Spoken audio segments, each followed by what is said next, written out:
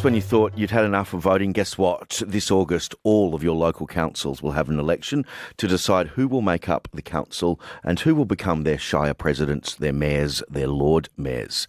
Now, up until now, for some of the bigger councils, the ones in the major centres, the public, you, are the ones who decide who's going to be your mayor or your Lord Mayor. You vote on that separately. It's always hotly contested.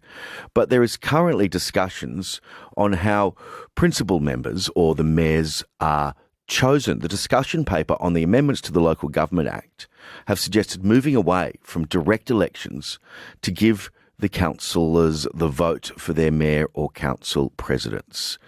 It's a model also used in Victoria and New South Wales, although Queensland and Tasmania mayors are voted in public. WNSA used mixed models depending on the region and community. Steve Edgington, the Minister for Local Government, a former mayor himself and community development here in the Territory. Minister, welcome back to the program. Why do you want to change how we vote for the mayors? What's the point? Oh, good morning, Adam. Good morning to the listeners. Look, this is part of a discussion paper. At the moment, through local government, we've put out 3 discussion papers, A, B and C. The third one is around code of conduct, which will be coming out shortly. But when it comes to voting for mayors and presidents or the principal member, as they're well known, this is part of a discussion paper that we've recently published. At the moment, in the Northern Territory, there's about 11 councils that appoint their principal member at the very first meeting after an election. There's also 7 councils, being the larger councils, that elect their mayor through a popularly elected process. Under the legislation, there's a couple of issues. The main issue is that where a council decides to appoint their principal member, that has to happen at the first meeting. So part of that discussion is, should that particular period be extended, whether that should be for a further meeting or perhaps 4 meetings. I think the discussion paper suggests perhaps after the 4th meeting. That gives the councillors an opportunity to work together and make a decision on who that leader should be. You've been a mayor yourself, as I pointed out earlier.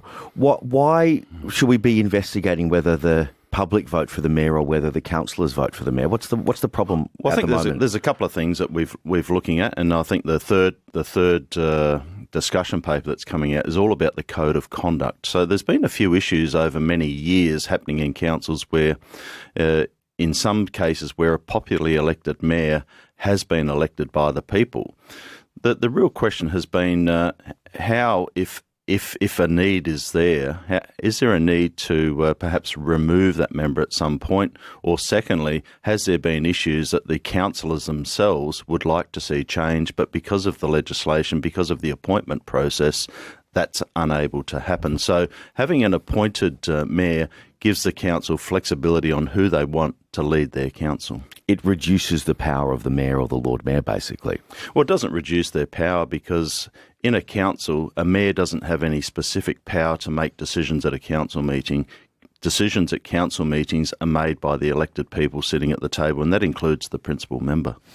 I mean, I've been covering local government elections for a long time. Previously, a decade or more or so, they really were appearing to run along some type of party lines. By allowing the councillors themselves to vote for a mayor, don't you risk politicising that mayoral position? There's more CLP members in the council, so therefore you get a CLP mayor. There's more ALP members in the council, so therefore you get an ALP mayor. Yeah, look, I think what we've been very fortunate in the Northern Territory is that hasn't really been aligned by political parties right across the Northern Territory. And we've seen that in local government where, from my experience, councils have operated independently from the government of the day. But there's many advantages and disadvantages. And really this discussion paper is just to open up the discussion. It may well be that from the feedback we get, if there's overwhelming feedback, we'll need to look at potential changes. But the reality is at the moment, 11 councils are appointing their principal member.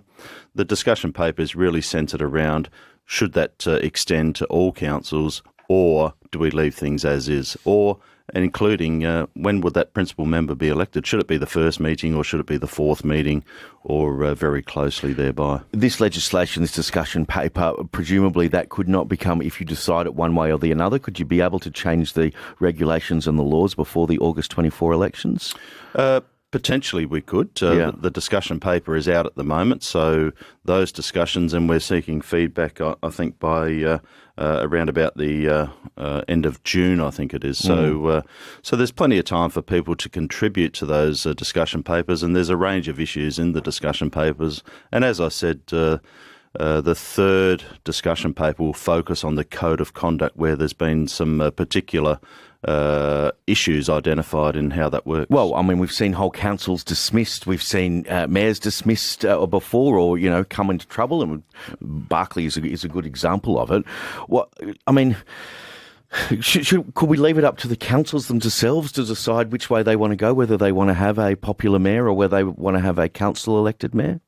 That's the way it's working at the moment. So councils make that decision already prior to an election. There's a motion moved. The councils decide whether they're going to have a popularly elected mayor or move to an appointment within to elect their mayor. So it may well be, depending on what the feedback is, there's an option to leave it as is. There's an option to make changes, extend the period for when that principal member is elected by their fellow councillors, or to change it altogether. It's really out there for discussion. There's been no decisions made by our government. 𝙍𝙀𝙇𝙼𝙔𝙍𝙍 says any proposal without seeking or obtaining a political mandate would be seen to be targeting or destroying the independent political power base that the mayors have. The Territory government must respect the rights of the citizens at the local government level. That's exactly what we're doing, and that's why we're putting it out for discussion. Already, those decisions are made by the council that in regard to deciding whether to go to an election or whether that principal member is appointed internally. Those decisions are already made by the councils.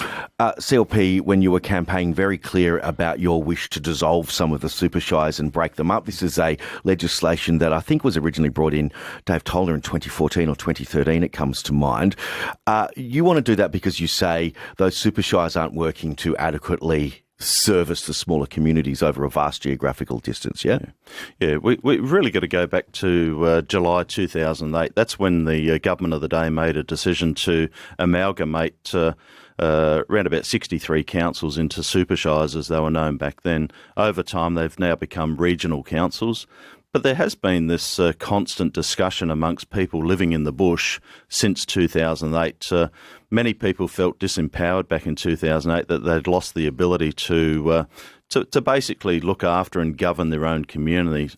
We've had a local decision-making inquiry where there was a lot of feedback in that particular inquiry that there's still many communities that feel disempowered, and what they're asking us to do is to consider empowering their communities and giving them the opportunity to not only elect their smaller council, but to deliver services and have control over funding that comes into their community, but also to create jobs, focus on community development, focus on things like roads.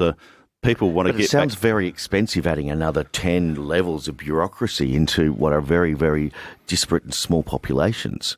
Yeah, look, the reality is that most of the services in many communities are already funded through different programs at a Commonwealth and Northern Territory level. What we do know is that out bush, in many remote areas, and even the regional councils, the actual rate base, the opportunities to generate revenue are very, very small. So in Barclay, for example, I think it's around about 15%. Don't quote me on that. But when I was there, it's somewhere between about 15 to 19%. But what we have out bush is a very small rate base. For a council and to exist in a small place like that, most of that is delivering government services on behalf of the Northern Territory and federal government. Tex says, how is it fair for a councillor who maybe receives 200 votes to become the mayor of, say, Alice Springs, if you go down that way?